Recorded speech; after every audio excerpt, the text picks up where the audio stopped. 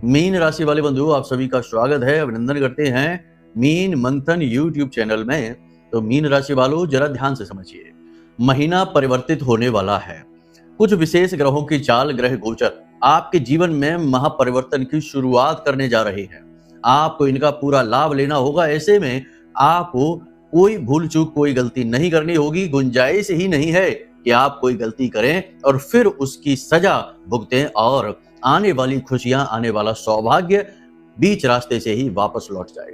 इसीलिए हम आपको आज इस कार्यक्रम के माध्यम से सतर्क करने आए हैं कि अपने घर से इस एक चीज को तुरंत निकाल कर बाहर फेंक दो। जी हाँ बंधु, यह विशेष कार्यक्रम केवल और केवल इस वजह से ही हमने आपको बनाया है, बताया है, माई की कृपा से आपके लिए हम लेकर आए हैं, ताकि आपको हम समझा सके कि कौन सी वो गलतियां, भूल चूक होती हैं जिनकी वजह से जीवन में खुशियां नहीं आ पाती, देवी देवताओं की कृपा और आशीर्वाद नहीं प्राप्त हो पाता।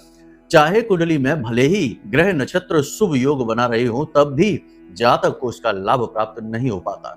कुछ न कुछ तो हमारे आसपास या हमारे द्वारा ही की जाने वाली गलतियां होती हैं, वातावरण में कमियां होती हैं, जिनकी वजह से नकारात्मकता हमें घेरे रखती है और शुभ घड़ियों का लाभ हमारे जीवन में आ नहीं पाता है। साथ ही साथ हम आपको बताएंगे एक ऐसी महाविद्या, एक ऐसी गुप्त महाविद्या जिसे भगवान भोलेनाथ ने माता पार्वती को बताया था। एक ऐसा गुप्त पुराण है, एक ऐसा गुप्त ग्रंथ है जिसमें इस विद्या के बारे में विस्तार से वर्णन मिलता है, लेकिन लोग आज इस विद्या के बारे में भूल चुके हैं, या यूं कहें कि इसके विषय में लोगों को ज्ञान नहीं है, और है भी तो बहुत ही कम, हल्का, आधा अधूरा ज्ञान है। तो आज हम आपको इसी विद्या के बारे में जानकारी देने वाले हैं। आपको बताएंगे विस्तार से कि इसका आप कैसे प्रयोग करें, और इस एक विद्या में इतनी अधिक शक्ति है कि केवल 7 दिनों के अंदर यह आपकी हर एक इच्छा, मनोकामना को पूर्ति करने का दम रखती है। जी हाँ बंधुओं, इसी के साथ साथ आने वाले 3 से 5 दिनों की सटीक भविष्यवाणियां भी करेंगे। 5 ऐसी सटीक भविष्यवाणियां जो आपके जीवन में लगभग ज्यों की त्यों घटित होने वाली हैं। हाँ, हो सकता है कि इनमें से एक आध भविष्यवाणी किसी के जीवन में घटित ना हो, क्योंकि एक ही राशि के कई जातक होते हैं, लेकिन परिवेश, वातावरण, मानसिकता और परिस्थितियां अलग हो सकती हैं। इसकी वजह से हो सकता है कि एक आध भविष्यवाणी मैच ना करे, तो समझ लेना कि वह आपकी ही राशि के किसी अन्य भाई बंधु के लिए है। तो बस आपको कार्यक्रम को पूरा देखना है, अंत तक देखना है। कार्यक्रम के अंत में उस महाविद्या के विषय में बात होगी, उस गुप्त ज्ञान के विषय में बात होगी जो कहीं शास्त्रों में खोसा गया है, लेकिन इसे केवल प्रबुद्ध व्यक्ति ही जानता है, साधक जानते हैं, और इसकी उपयोग, इसकी महिमा, इसकी शक्ति को एक साधक से बेहतर कोई नहीं समझ सकता है। महामाई की कृपा और आशीर्वाद से हम इतने योग्य हो चुके हैं, या यूं कहें कि माई की कृपा ने इतना काबिल बना दिया कि इस ज्ञान को हम समझ सकते हैं, अपने जीवन में प्रयोग करते हैं, इसके लाभ साक्षात देखे हैं, और अब समय आ गया है कि जब इसे आपको भी समझाया जाए, ताकि आपके जीवन में जो भी नेगेटिविटी है, नकारात्मकता है, चाहे वह कहीं से भी आ रही हो, वह दूर हो जाए और बनने वाले ग्रह योगों का लाभ आपको मिले ही साथ ही आपका खुद का ऊर्जा शरीर, या यूं कहें कि आत्म तत्व जो ब्रह्म का ही स्वरूप है और आपके अंदर विराजमान है, वह खींचकर वो सारी चीजें आपके जीवन में लेकर आए जो आपके लिए बनी है, जिन पर आपका अधिकार है, लेकिन किसी न किसी वजह से, नकारात्मकता से या फिर किसी परिस्थिति की वजह से वे आपको मिल नहीं पा रही हैं।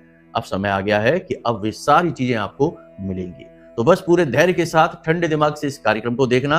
और एक बात आपको हम बता दें कि जो बातें हम आपको बताने वाले हैं, उन सभी बातों की जिम्मेदारी हम लेंगे, और आपको बता दें कि ये बातें बिल्कुल भी हल्के में मत लेना। ये पूर्ण रूप से प्रमाणिक है, शास्त्रीय है, और आप इन्हें खुद प्रयोग करके देखना। बिल्कुल फ्री है, केवल आपकी मेहनत, आपकी ऊर्जा लगेगी, पैसा नहीं लगेगा। अब जब आप इनके खुद रिजल्ट देखेंगे तो आप खुद भी आश्चर्य में पड़ जाएंगे। तो कहने का मतलब यह है कि सांच को आंच नहीं, प्रत्यक्ष को प्रमाण नहीं। सारी चीजें आपके सामने हम रखने वाले हैं, बस इन्हें आप आजमाना शुरू करिए। 2-4 दिन में ही इनके आपको जब सकारात्मक परिणाम मिलेंगे तो आप खुद ही इन्हें अपने जीवन में शामिल कर लेंगे, छोड़ने वाले नहीं है। तो चलिए बंधुओं, उम्मीद करते हैं कि सारी बातें आप समझ रहे हैं। कार्यक्रम को अंत तक अवश्य देखेंगे। महामाई को याद करते हुए कमेंट बॉक्स में लिख डालिए, जय मां भद्रकाली, कृपा करो।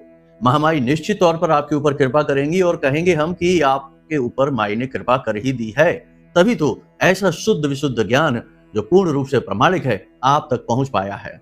याद रखना कि भगवान या महामाई जब किसी पर प्रसन्न होते हैं तो वे साक्षात प्रकट नहीं होते, किसी न किसी को माध्यम बनाते हैं। और ज्ञान जीवन में प्रसारित करते हैं। और इसीलिए तो गुरु की महिमा को सबसे अधिक महत्वपूर्ण माना गया है हमारे शास्त्रों में, हमारे हिंदू धर्म में, क्योंकि गुरु ही भगवान के द्वारा दिए गए ज्ञान को शिष्य तक पहुंचाते हैं और उसके जीवन की बाधाएं हटाते हैं। इसीलिए तो गुरु का स्थान सर्वोच्च रखा गया है। तो आज इस माध्यम से आपको ज्ञान प्राप्त होने वाला है। माई को धन्यवाद कहिए और लिखिए कमेंट बॉक्स में कि मैं भी माई के परिवार का हिस्सा हूं। बड़े सौभाग्य की बात होती है कि जब हम दैवी शक्तियों से जुड़ पाते हैं। लोग तरसते हैं ऐसे अवसरों के लिए कि जब दैवी शक्तियों का आवाहन हो और लोग उनसे जुड़ पाएं। आज आपको यह अवसर घर बैठे मिल रहा है, इसे बिल्कुल भी मिस मत करना। तो चलिए बंधुओं, कमेंट बॉक्स में लिख डालिए। अब अपने मूल विषय को प्रारंभ करते हैं। प्यारे मित्रों, हमारे अत्यंत प्रिय और परम पूज्य अमिताचार्य जी के पास माँ बगलामुखी और माँ भद्रकाली की साधनाओं का वर्षों का अनुभव है और माता रानी की इनके ऊपर पूर्ण कृपा और सिद्धि है। आचार्य जी ने अपने सटीक कुंडली विश्लेषण और श्रेष्ठतम उपायों के माध्यम से हजारों लोगों के जीवन को खुशियों से भरा है। आचार्य जी का कुंडली विश्लेषण और उपाय करवाने का तरीका इतना अद्भुत है कि जीवन के हर एक दुख और कष्ट का कारण जड़ से ही समाप्त हो जाता है। फिर समस्या चाहे जैसी भी हो, कर्जा बहुत बढ़ गया हो, व्यापार चल नहीं रहा हो, बीमारियों में आप बर्बाद हो चुके हो, रिश्तों में प्रेम समाप्त हो चुका हो, या फिर नौकरी ही ना मिल रही हो, विवाह में देरी होती हो, कैसी भी समस्या हो, इन समस्याओं का कारण क्या है, कौन सी महादशा परेशान कर रही है, कौन सा दोष लगा हुआ है, सब कुछ आचार्य जी इतना सटीक बताते हैं कि वर्षों वर्ष के दुख कुछ ही दिनों में समाप्त हो जाते हैं। अगर आपके जीवन में भी कोई ऐसी संकट की घड़ी है तो यही सही समय है जब आप पूज्य आचार्य जी के हाथों से अपनी कुंडली का विश्लेषण करवाएं और वर्षों से चल रहे दुखों और संकटों के इस चक्र से बाहर निकल जाए। प्यारे मित्रों, अभी वीडियो में दिए गए नंबरों पर फोन करिए और अपनी कुंडली का श्रेष्ठतम आकलन करवा डालिए। जिंदगी बदलने का ये सबसे बड़ा मौका हाथ से मत जाने दीजिएगा। जय माई की, महामाई आपका कल्याण करे। सबसे पहले बात करेंगे 5 सटीक भविष्यवाणियों की। इनके बारे में आपको जानना बेहद आवश्यक है क्योंकि ये आने वाले 3 से 5 दिनों का आपका रोड मैप है। इनके आधार पर आप अपने जीवन को व्यवस्थित कर सकते हैं, आने वाली मुसीबतों से बच सकते हैं और अवसरों का लाभ उठा सकते हैं। तो ध्यान से सारी बातों को समझना है। तो सबसे पहले यहाँ पर हम आपको बता दें कि आपके मन में कुछ कंफ्यूजन की स्थिति रहेगी, थोड़ी सी नकारात्मकता रहेगी। हो सकता है कि जीवन के प्रति उदासीनता का भाव भी मन में आ जाए। मतलब कहने का यह है कि आपको ऐसा लगे कि चाहे कुछ भी कर लो, जीवन में कुछ बदलने वाला नहीं है। चाहे वीडियो देख लो, चाहे उपाय कर लो, चाहे मेहनत कर लो, परिणाम तो शून्य ही रहने वाला है। तो क्या फायदा है किसी भी चीज को जानने का, समझने का और उसे उपयोग में लाने का। मतलब कहने का यह है कि अभी नकारात्मकता आपके जीवन से गई नहीं है तो सर्वप्रथम नकारात्मकता का ही प्रभाव दिखाई देगा। चाहे आने वाले 3 से 5 दिन में आपके जीवन में अच्छी घटनाएं घटनी शुरू हो जाएंगी, संकेत शुभ मिलने शुरू हो जाएंगे।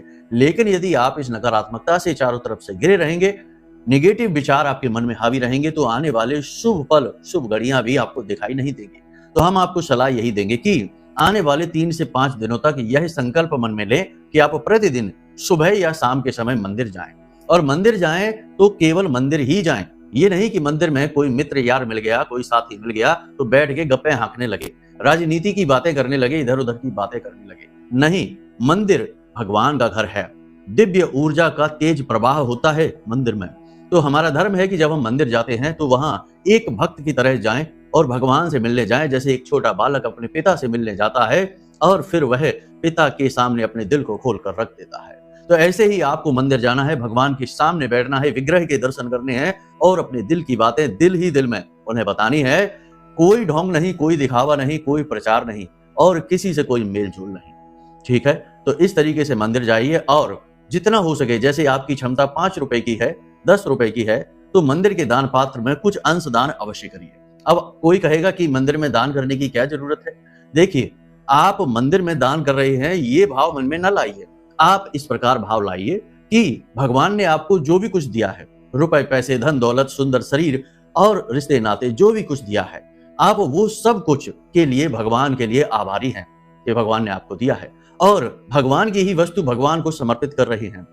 तो अब सब कुछ तो उठाकर नहीं दे सकते, तो मुद्रा यानी कि रुपए जो सबसे कीमती वस्तु मानी जाती है, वही अंश के रूप में भगवान को हम देते हैं। बिल्कुल इसी प्रकार जैसे कि पिता अपने बच्चों के लिए फल लेकर आते हैं, सेब, केले, तमाम तरीके के।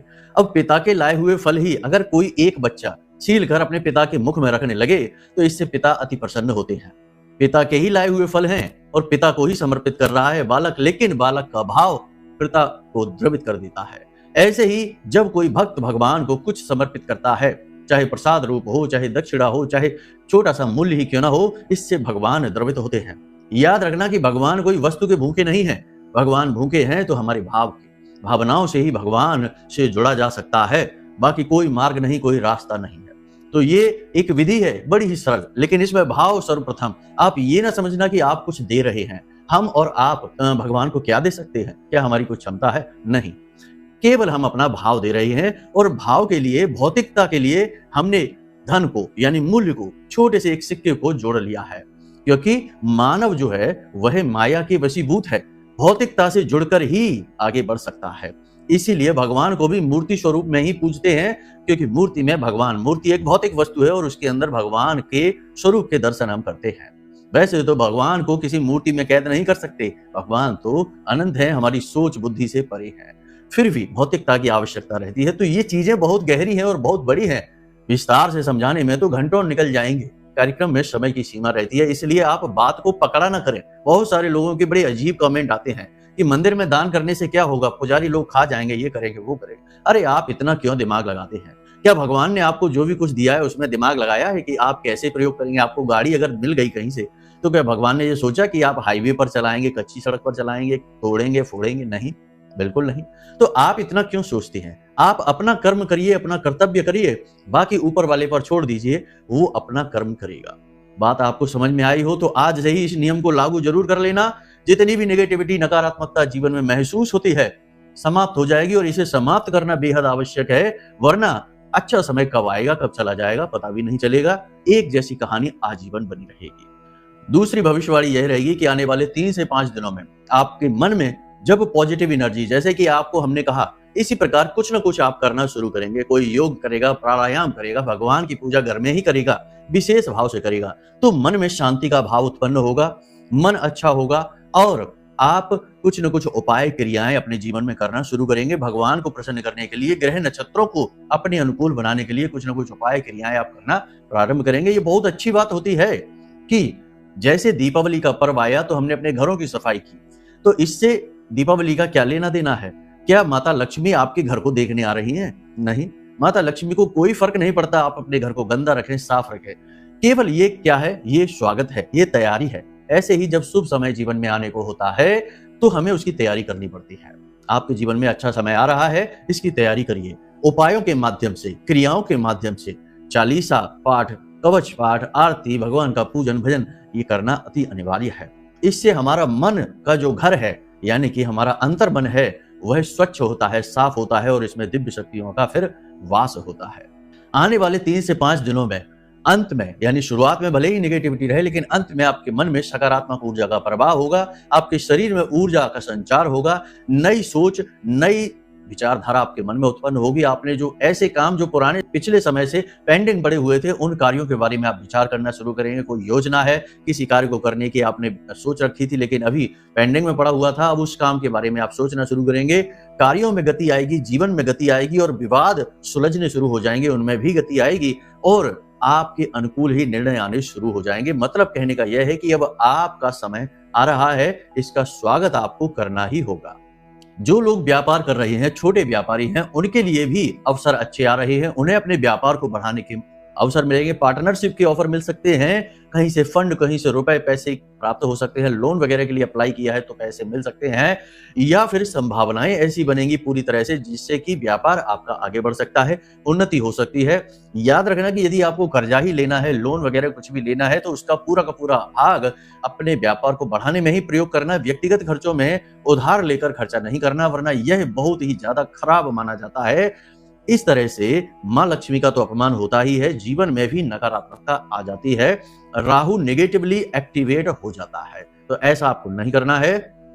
जो लोग नौकरी करते हैं उनके लिए नौकरी पर मेहनत बहुत रहेगी, उच्च अधिकारियों की दृष्टि आपके ऊपर ज्यादा रहेगी, बारीकी से आपको ऑब्जर्व करेंगे, नए नए काम, नई नई भूमिकाएं आपको मिलती रहेंगी।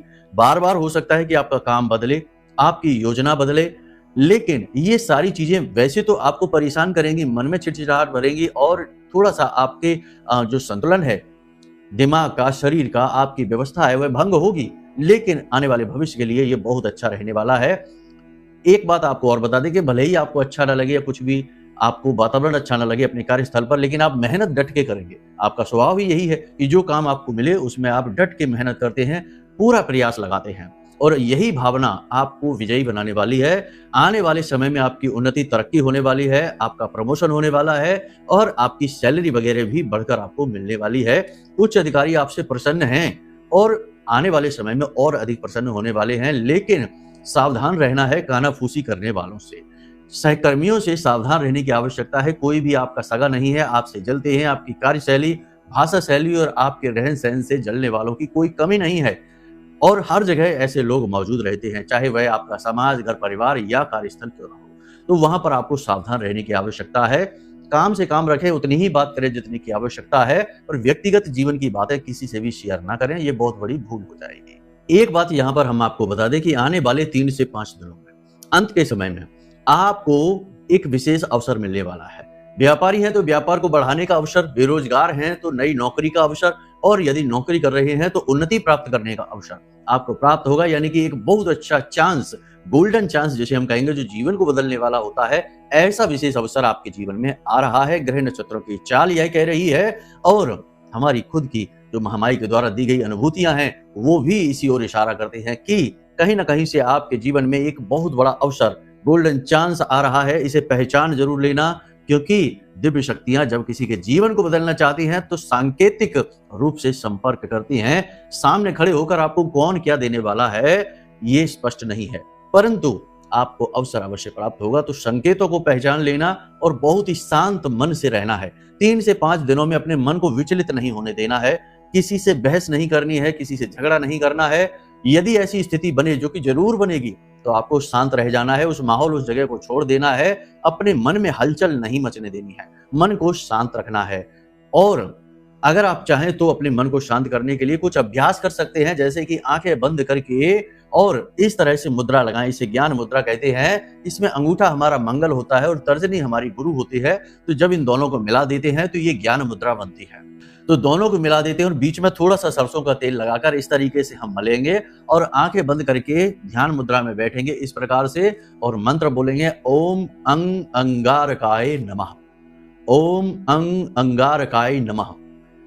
बहुत ही सरल मंत्र है, मंगल का मंत्र है। जब आप इस मंत्र का उच्चारण करेंगे तो आपके अंदर जो निगेटिव एनर्जी होगी या मन में उथल पुथल होगी, किसी भी प्रकार की नकारात्मकता होगी, डर भय होगा, संकोच होगा, घबराहट होगी, सब धीरे धीरे शांत होने लगेगा।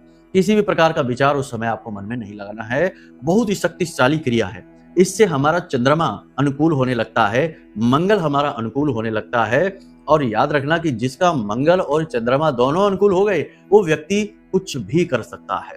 देखिए, मंगल जो है वो कुंडली की शक्ति है, ऊर्जा है, एनर्जी है। वो एक सैनिक है, उसे लड़ना आता है और कोई भी बड़ा काम करने के लिए युद्ध स्तर पर कार्य करना पड़ता है, कठोर परिश्रम करना पड़ता है, जिसके लिए ऊर्जा की आवश्यकता होती है और वह है मंगल। दूसरा कि मन शांत होना चाहिए। निर्णय लेने की क्षमता तभी उज्जवल होती है, प्रबल होती है, जब इंसान का मन शांत होता है और मन है चंद्रमा। तो चंद्रमा को और मंगल को जो अनुकूल बना लेता है, उसके जीवन में उन्नति कोई रोक ही नहीं सकता है। तो आपको इस अभ्यास को प्रतिदिन करना है। बेहतर होगा कि सुबह या शाम के समय करें, थोड़ी सी अंधेरे में बैठें, तेज रोशनी में नहीं और शोर शराबे में ना बैठें। इस अभ्यास को करें, आपको अद्भुत शांति का एहसास होगा। ठीक है, तो ये चीजें हैं। अब बात करते हैं कि कौन सी वो चीज है जिसे आपको अपने घर से निकाल फेंकना है। देखिए, हम अपने ऊपर कितना ही कार्य कर लें, लेकिन यदि हमारे आसपास का वातावरण ऐसा है जो कि दूषित है, नकारात्मक है, जीवन को नेगेटिव तरीके से प्रभावित करने वाला है, तो हमारे ऊपर किया गया हमारा कार्य भी निष्फल होने लगता है। हमने मंत्रोच्चारण किए, पूजा पाठ अनुष्ठान किए, अपने आप को शुद्ध बना लिया, लेकिन वातावरण अशुद्ध है, तो उसमें जो नेगेटिविटी है भरी हुई है, वह आपको आज नहीं तो कल प्रभावित कर ही देगी। इसीलिए तो कहा गया है कि संगत ही गुण उपजे, संगत ही गुण जाए। यानी कि संगत से गुणों का आदान प्रदान हो जाता है। मतलब आसपास के वातावरण और लोगों से। तो कहने का मतलब यह है कि वातावरण के बारे में जानकारी होना बेहद आवश्यक है, इसे अनुकूल बनाना अति आवश्यक है। तो सबसे पहली बात आपके घर की ही करेंगे, क्योंकि आपके जीवन का सबसे महत्वपूर्ण भाग और सबसे ज्यादा समय आपके घर में ही व्यतीत होता है। तो घर को अनुकूल बनाना अति आवश्यक है, इसे मंदिर भी कहते हैं। लगभग 45 प्रकार के देवी देवताओं का वास आपके घर में माना गया है। ठीक है, तो आपको ध्यान से समझना है। सबसे पहले आपकी हम घर की बात करेंगे ईशान कोण की। भगवान भोलेनाथ का कोना है और देवगुरु बृहस्पति का भी कोना होता है यह। तो आपके घर के ईशान कोण को आपको देखना है कि इसमें प्रकाश की पूर्ण व्यवस्था होनी चाहिए। यदि पूर्ण व्यवस्था नहीं है तो यहाँ एक बल्ब लगा दीजिए पीले रंग का, और इसे लगातार जलते रहना चाहिए। बल्ब पीले रंग का होना चाहिए। ठीक है। दूसरा कि यहाँ कोई भी ऐसी चीजें जो दूषित होती हैं, जैसे जूते चप्पल वगैरह हैं या फिर कचरा है, डस्टबिन है, ऐसी चीजें हैं तो इसे तुरंत हटा दीजिए, वरना आपका भाग्योदय किसी कीमत पर हो ही नहीं सकता है। तीसरा, इस स्थान पर एक आप तस्वीर लगाइए जिसमें 7 घोड़े होते हैं जल में। वे घोड़े दौड़कर आपकी ओर चले आ रहे हैं। ये तस्वीर बहुत ही मशहूर है और ज्यादातर कामयाब लोग इस तस्वीर को अपने घर में अवश्य लगाते हैं। ईशान कोण में इस तस्वीर को लगाने का मतलब होगा कि चाहे कहीं से भी आए, कैसे भी आए, आपके जीवन में मौके अवसर 100% आएंगे ही आएंगे। आपको आगे बढ़ने का पूरा चांस मिलेगा, कोई रोक ही नहीं सकता। तो ये तस्वीर आप अपने घर में अवश्य लगा लें, बहुत ही आवश्यक है। इसी के साथ साथ आप उगते हुए सूर्य की तस्वीर भी लगा सकते हैं, वो भी बहुत अच्छी रहेगी। तो ईशान कोण के साथ साथ अब बात करेंगे हम आपके घर के ब्रह्म स्थान की। घर का बीचों बीच का जो स्थान होता है उसे गहरा नहीं होना चाहिए, उसमें दूषित चीजें नहीं होनी चाहिए। जूते चप्पल वगैरह लोग अपने घर के आंगन में ही उतार देते हैं, नहीं होनी चाहिए। इसी के साथ साथ आपके घर के टॉयलेट साफ सुथरे टॉयलेट होने चाहिए, क्योंकि घर के टॉयलेट में राहु का वास होता है। और अभी जो समय और काल चल रहा है, राहु का गोचर हो चुका है शनिदेव की राशि यानी कुंभ राशि में। अब ऐसे में राहु अति प्रबल हो चुका है, और राहु के प्रबल होने का मतलब यह है कि जिसको भी राहु प्रभावित करेंगे, चाहे अच्छी तरह से करें चाहे बुरी तरह से, यानी पॉजिटिवली या नेगेटिवली, प्रभाव बहुत जोरदार रहने वाला है। तो आपकी कोशिश ये होनी चाहिए कि आप राहु का शुभ प्रभाव ही अपने जीवन में लेकर आए। तो आपको अपने घर के टॉयलेट साफ सुथरे रखने चाहिए। एक और खास बात है, एक विशेष उपाय आप कर सकते हैं कि थोड़ी सी फिटकरी, पीसी हुई फिटकरी कांच की कटोरी में यानी छोटी सी प्याली एक लें, उसमें भर के और अपने टॉयलेट की दक्षिणी दीवार के पास रख दीजिए। ठीक है। और हर 7 दिन में इस फिटकरी को टॉयलेट से फ्लश कर देना है। इससे आपका राहु हमेशा पॉजिटिव रहेगा, नेगेटिव नहीं हो सकता। बहुत ही अच्छा उपाय है नेगेटिविटी को हटाने का। इसी के साथ साथ बात करेंगे कि आपके रसोई घर का, यानी रसोई घर में भी कई प्रकार की दिव्य शक्तियों का वास होता है। तो आपके घर की रसोई घर में पीले रंग के, यानी जो पीतल के जो बर्तन होते हैं, वे गंदे मैले कुचैले नहीं होने चाहिए। टूटे फूटे बर्तन आपके घर में नहीं होने चाहिए रसोई घर में। और प्लास्टिक के बर्तन जितने हो सके उतने कम से कम प्रयोग करिए। इससे राहु आपका जो है वह पॉजिटिव रहेगा। देवगुरु बृहस्पति की कृपा आपके ऊपर रहेगी और भगवान धनवंतरी की कृपा भी आपके ऊपर बरसेगी। इसी के साथ साथ आपको हम एक विचित्र उपाय बताते हैं। यदि राहु को आपको पॉजिटिवली एक्टिवेट करना है तो अपने रसोई घर में जाकर थोड़ा सा भोजन अवश्य कर लेना। कुछ भी खा लेना अपने रसोई घर में, थोड़ा सा जाकर खाना खा लेना, नाश्ता कर लेना, भोजन कर लेना। दिन के एक समय कुछ ना कुछ अपने रसोई घर में जाकर खाना है आपको। अगर आप ऐसा करते हैं, रसोई घर में भोजन करने से राहु बहुत ही खुश होता है, पॉजिटिव हो जाता है, अनुकूल हो जाता है और जातक के जीवन में शुभ प्रभाव देना प्रारंभ कर देता है। इसी के साथ साथ आप अपने घर में देखें कि कोई भी इलेक्ट्रॉनिक सामान, चाहे वह घड़ी हो, चाहे मोबाइल हो, चाहे कुछ भी हो, कोई भी इलेक्ट्रॉनिक सामान है, यदि खराब हो चुका है तो या तो उसे रिपेयर करा दें या फिर उसे घर से उठाकर बाहर फेंक दें, घर में उसे ना रखें। इससे राहु आपका बहुत ही निगेटिव हो जाता है, इस चीज को आप ना रखें। साथ ही साथ आपको अपने घर की छत भी देखनी है। घर की छत जो है वह भी राहु का विशेष स्थान। घर में राहु का कई जगहों पर स्थान देखा जाता है, वास्तु के अनुसार भी और ज्योतिष के अनुसार भी। तो जो घर की छत होती है वहां पर राहु बहुत ही मजबूती से विराजमान होता है।